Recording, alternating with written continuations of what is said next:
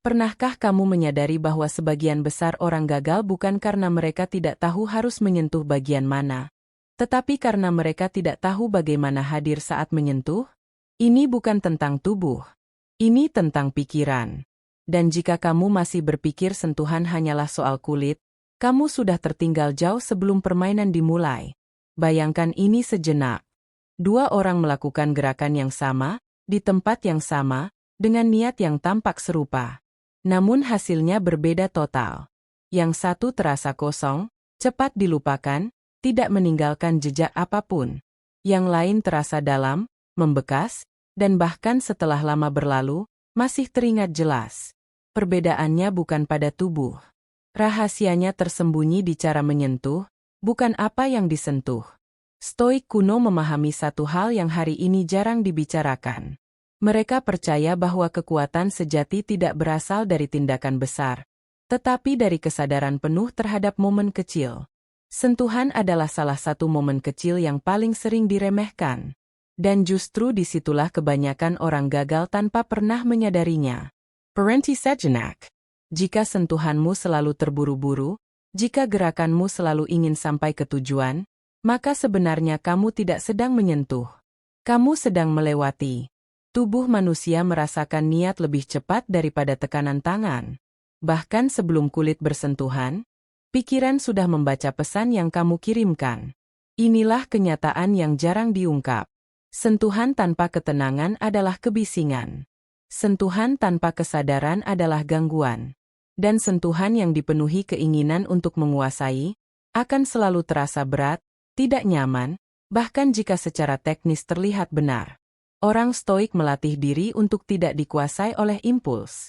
Mereka belajar menahan dorongan untuk segera memiliki, segera mengambil, segera memuaskan ego. Prinsip ini berlaku kuat dalam sentuhan. Ketika kamu terlalu ingin, tanganmu menjadi gelisah. Ketika kamu ingin mengendalikan hasil, sentuhanmu kehilangan kejujuran. Sekarang dengarkan ini, baik-baik. Sentuhan yang paling berkesan seringkali adalah yang paling lambat. Bukan yang paling kuat, bukan yang paling berani, tetapi yang paling sadar. Ada jeda tipis antara mendekat dan menyentuh. Disitulah ketegangan lahir. Disitulah pikiran mulai bertanya, bukan tubuh. Kebanyakan orang merusak momen ini. Mereka melompati jeda itu karena takut. Takut ditolak. Takut canggung.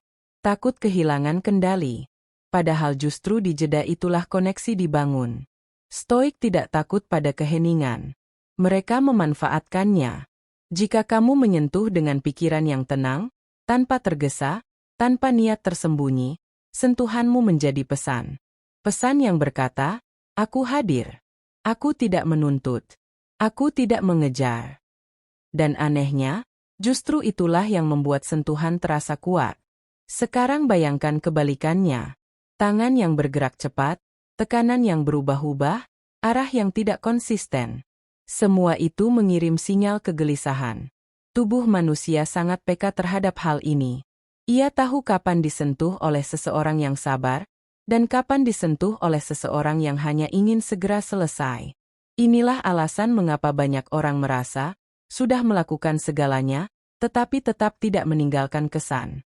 Mereka fokus pada teknik, bukan keadaan batin.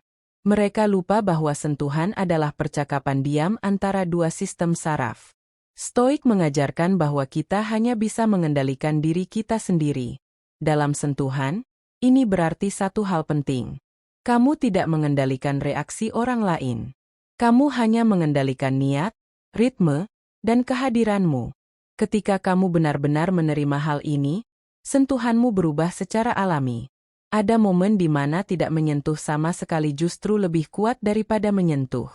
Menahan diri, memberi ruang, membiarkan jarak berbicara. Ini bukan permainan. Ini bukan strategi murahan. Ini adalah ketenangan orang yang tidak takut kehilangan. Banyak yang tidak siap menerima kebenaran ini. Mereka ingin hasil cepat. Mereka ingin kepastian. Tapi Stoik tahu, semakin kamu mengejar hasil, semakin kamu kehilangan kualitas momen. Sentuhan yang lahir dari kesabaran selalu terasa berbeda. Ia tidak memaksa. Ia mengundang. Sekarang perhatikan ini. Saat kamu menyentuh, apakah pikiranmu ada di sana? Atau sudah melompat ke langkah berikutnya? Tubuh bisa merasakan ketidakhadiran itu. Bahkan jika matamu menatap, jika pikiranmu mengembara, sentuhanmu akan terasa hampa. Inilah rahasia yang jarang disadari.